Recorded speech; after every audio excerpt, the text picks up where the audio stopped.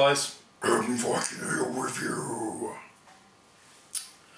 Okay, I'm looking forward to this one. It's took me a while to get it. I know a few guys have already reviewed it already, but it's my turn to review it. So there, it is from Innis Gunn, and it is their Irish whiskey cask.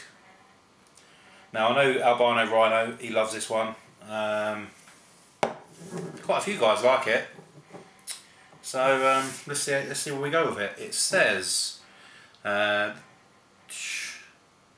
this special bottling of Innis Gunn has been matured in rare oak barrels from a famous distillery in Ireland. These barrels have been used to mature one of the great triple distilled Irish whiskies. The result of this unique maturation is a big, full flavoured, complex beer with a delightful, warming finish.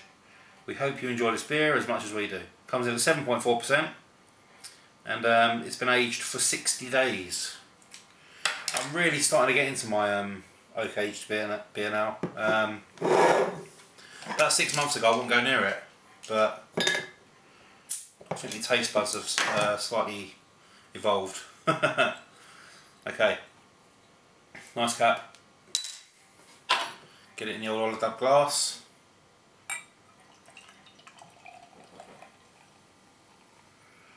And bang on time, there's a knock at the door. Bloody Christians. It's 5:20 in the evening, get a knock on the door from Christian charity collectors. I won't tell you what I said to them. Right. Okay. So there you have it, it looks lovely. Nice and dark. Nice sort of slightly tanned head. Pitch black, there's no light getting through that whatsoever. Let's get a nose on it.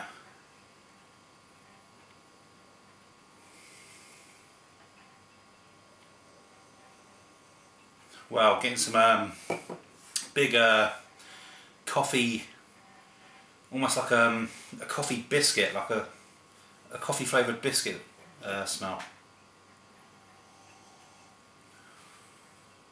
A nice roastiness coming through. A bit of sweetness. It doesn't smell very pungent. I was expecting it to have a bit more of a smell.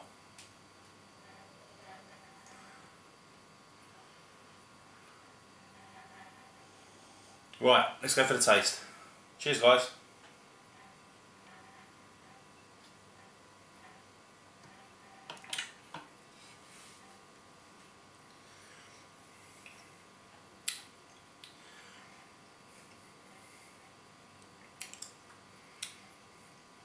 That is really, really smooth. Bloody hell. What's that, 7.4%? I'll tell you what, that tastes like a 4.5% stout or something like that. In regards to, you know, the strength. You're getting some lovely smooth flavours on that. Not really getting too much of the oak, but I'm getting a lot of the chocolate. A lot of the coffee. It seems to be that sort of very expensive, bitter tasting coffee, as opposed to like the cheapy stuff you sometimes get with porters. Let's get a bit more.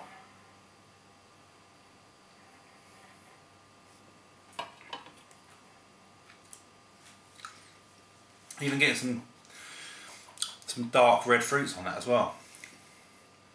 Very nice bit of bitterness. Doesn't hang around too long. I just can't get over how mellow it is and how smooth. I can't believe this is a 7.4%.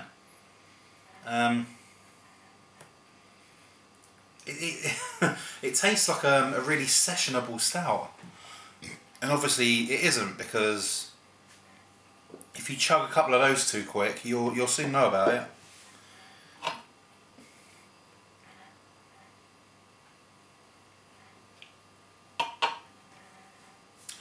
That is a real pleasure to drink. Very smooth carbonation. You're getting a nice hit of coffee and chocolate, dark fruit, a lovely gorgeous bitterness. Not a predominant bitterness like an imperial stout or anything like that, but almost like a refreshing bitterness, like a zesty bitterness, which just sort of skiffs the tongue, you know, just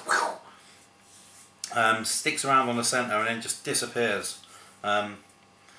This is a tough beer because usually with stouts I like to sort of sit and relax with them and sip, but this one, because it's so tasty, I just want to keep chucking it. The only thing I'm disappointed with is I'm not really getting an oak taste on it. I'm assuming it's pretty fresh. Well, it must be, blimey. Yeah, but I'm not really getting a lot of oakiness on it.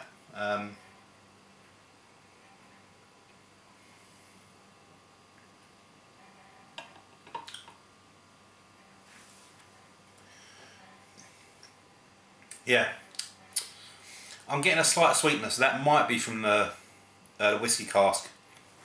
It could be from the barrel. But the thing is, you've got to understand, I mean, different styles of whiskey give different flavours to the beer. Obviously, like, you've got the peat smoked, which is bloody horrible. I hate it. There's people out there that love it. But it gives it a really acrid sort of taste. Then you've got the Glenfiddich aged stuff, which is very woody and quite quite encompassing on your tongue. And then you've got the bourbon aged, which is very sweet and malty and beautiful. Bourbon aged beer is my favourite, without a doubt. But this one, I don't know what whiskey they've used. Well, it's an Irish whiskey, but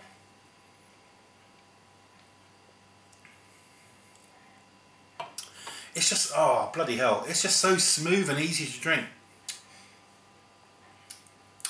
That is a really beautiful beer. I'm well impressed with that.